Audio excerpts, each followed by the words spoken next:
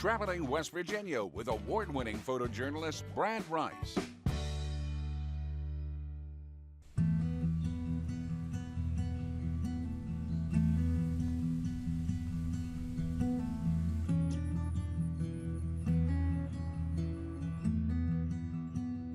Well, Orville Brown was the oldest of 5 children. He was born up the road here back in 1908. All those years, he never had a job, he was never married. My dad was Orville Brown's baby brother. So Orville was my uncle. Fair and square, he's my uncle. Now that everybody else wants to claim kin to him, they got to come through me. My name is Beth Stracone, and Orville Brown was my uncle. My dad and Orville were brothers. Orville was the oldest of the bunch, and my dad was the baby. He was eccentric. He found out that being different made him special. We call him a first hippie and all kinds. He had real long hair all his life. He read those Tarzan books by Edgar Rice Burroughs, and he was already strong as a bear. And he headed for South America so he could go in the jungle. He got as far as Rio Grande, turn around and come back. I was so fascinated with him. I even at church camp, which was in Summersville, when I was like 12 or 13, someone asked me, they found out I was from Clay County, asked if I knew of the wild man of Clay County, and my cousin on my mom's side was with me, and she's like, that's her uncle. And I said, yeah, but I was like, he's just my uncle. He's Daddy's brother. And he was very, very intelligent.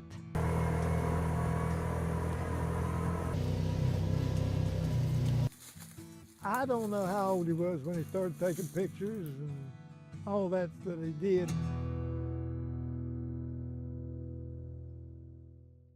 People came and lined up on the weekends to get their picture taken with the wild man.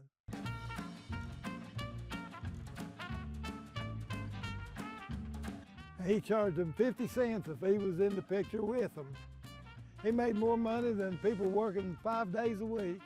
To say he had anything wrong with him, he didn't have a thing wrong with him. He was just cashing in on being a celebrity. That's how he made a living. He wouldn't be the attraction like he was then. People wouldn't pay attention to him now.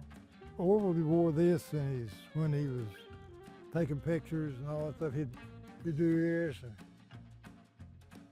the hatchet in one hand, he'd put the knife in the other hand, do all kinds of stuff to sell pictures. Daddy said he would spend 30 minutes trying to figure out how to get out of a 5-minute job. So he just did stuff, spur of the moment, didn't matter. He just was in his happy place. He rode a bicycle to Florida. They arrested him for indecent exposure.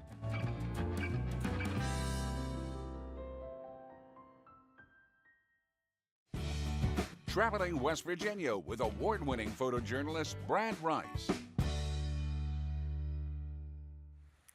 Got a lot of good pictures there, don't you? Yeah, can't get him again. My generation is probably the last one that's going to remember him. That's the whole family. Oh, yeah.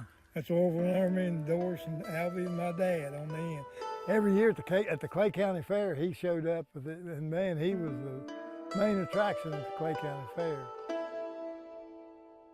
He went in the Army when he was a young man, and then he went in the Navy when World War II broke out.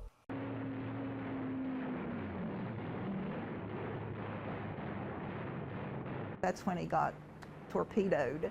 His ship sank or whatever, and he was on that island for a while, like a deserted island, and contracted malaria there. And that kind of messed with his mind a little. Well, he was self-educated.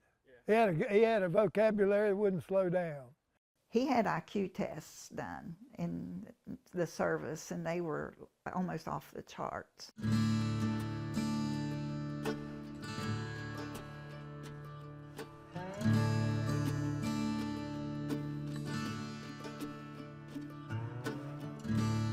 started having some memory problems later. When my sister kept him, he was already in his 80s. He sometimes didn't like to wear clothes when he was outside.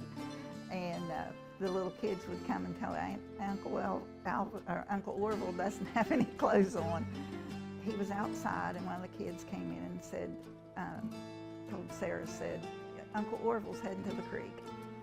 So Sarah got up and went outside, and she said, you going down to the creek, Uncle Orville? And he said, I am. And she said, why? And he said, I'm going to the bathroom. She said, do you have a bathroom down there? He said, no, but I'm about to establish one.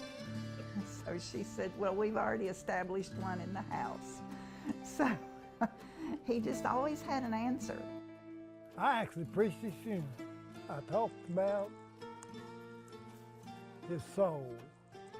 And he had, as far as we were concerned, he had made things right between him and God, and he was satisfied with that.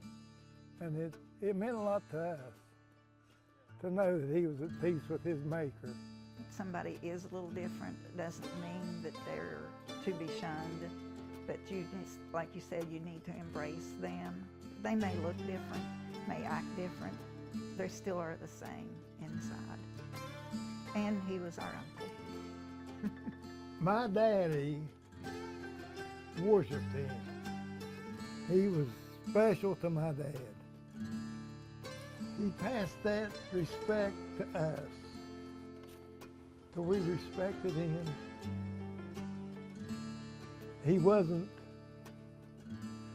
eccentric to us. He was Orville.